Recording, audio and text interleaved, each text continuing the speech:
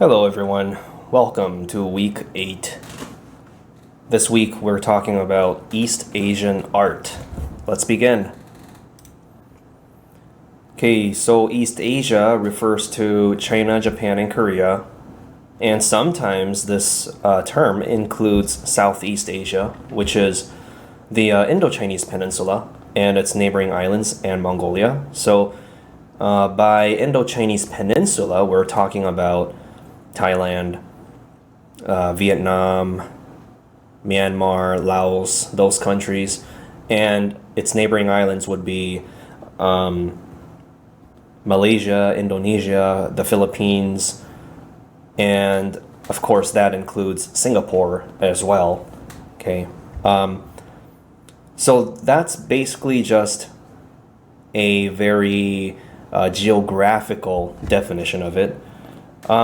Because, all of those countries are located on the eastern end of Asia. Same with Mongolia. Mongolia is kind of considered its own thing, but it's on the eastern end, like on the border between like Eastern and like Central Asia. But this week we'll be talking specifically about China, Japan, and Korea. These three countries are what constitute East Asia, and they have a common written language, which is Chinese characters. So both modern Japanese and Korean writing and language are derived from Chinese, and they share a common culture and politics. And they made a lot of lacquerware, calligraphy, pottery, and painting, so we'll be taking a look at those. And it's mostly dominated by crafts. So a lot like Renaissance art or like medieval art, everything we've seen previously, the art wasn't really fine art. It was art as crafts. So it was art that was, that people could use. Paintings depicted daily life and conflict. Okay, by conflict I mean like wars and battles. Okay, and it was later dominated by Buddhist iconography starting 1st century CE. Okay, so let's look at Chinese lacquerware. Okay, so Chinese lacquerware, it was mostly centered around China. There's Korean and Japanese as well, but China made a whole lot of these. And it was a popular form of decoration, and also it was a protective covering that is made by collecting the toxic sap of the Chinese lacquer tree. So lacquer kind of feels like plastic, and these existed a long time ago, like much like before the invention and discovery of polymers and plastics.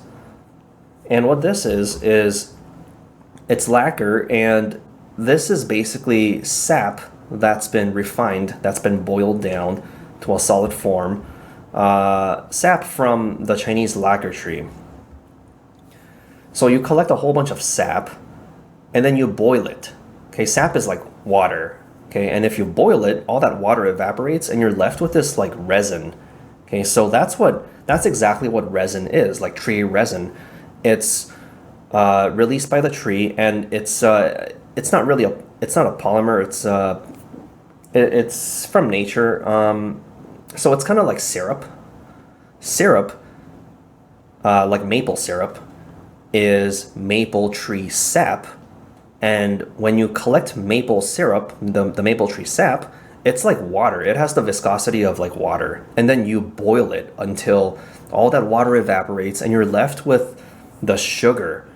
And that thick, very high viscosity liquid is called syrup, and it's really sweet, right?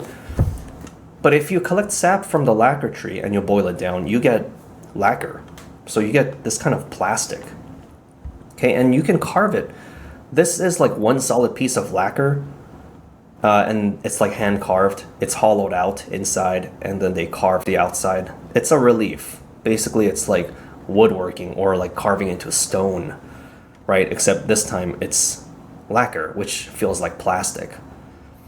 And this was developed during the Shang Dynasty, in the 16th century BCE. All right, let's talk about calligraphy. So calligraphy is one of the 4 highly sought skills or hobbies of Chinese literati, others being playing a musical instrument, Go. Go is a board game, and painting.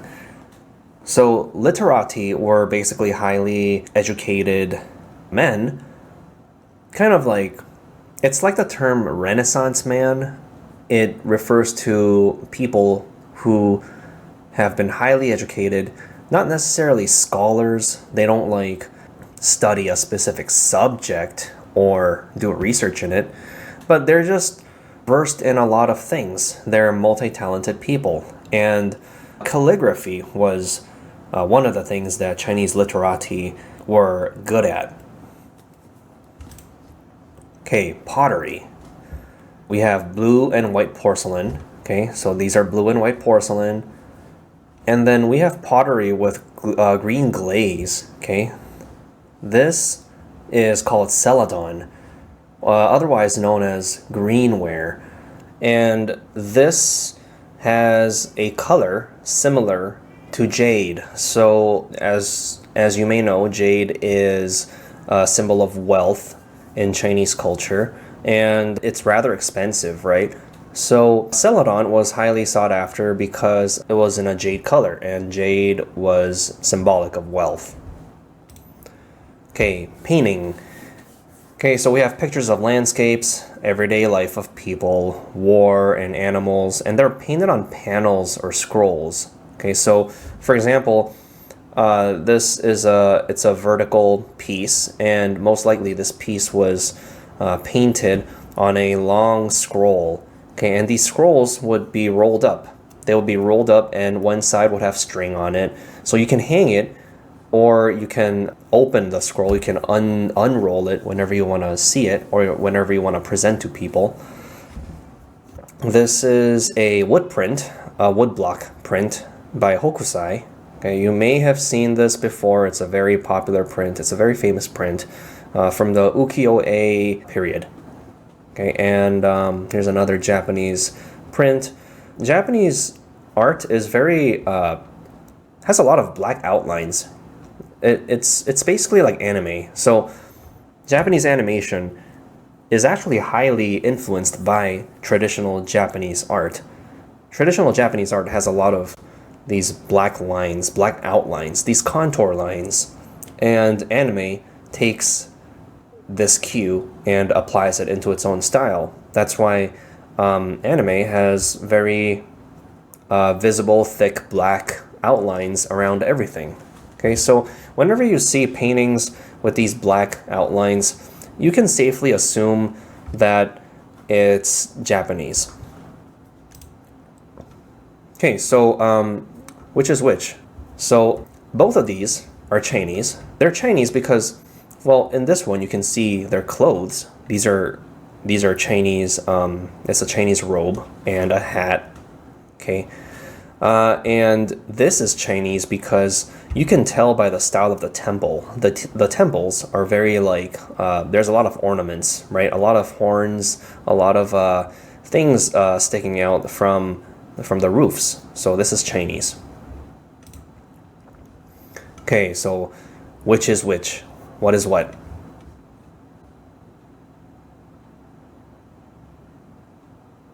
All right, so this is definitely Korean. You can tell by their clothes and the hat. This is most likely a Korean literati, highly educated, aristocratic. This one's a little bit more difficult. What do you think it is?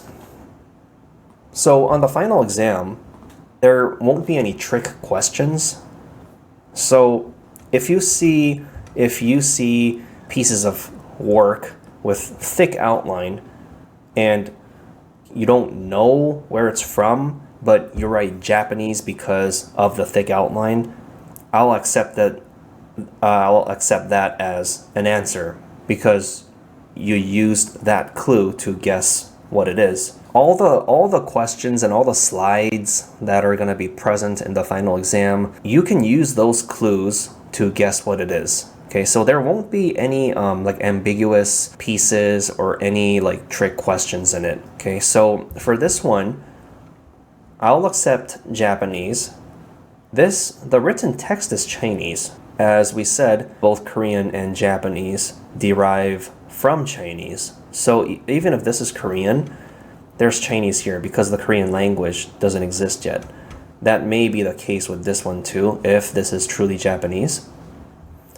This one, I think, is Chinese. Okay, so here's a Chinese boat, and I think these are like Chinese hats. So use these like visual clues to guess where they're from. All right, so that's it for now.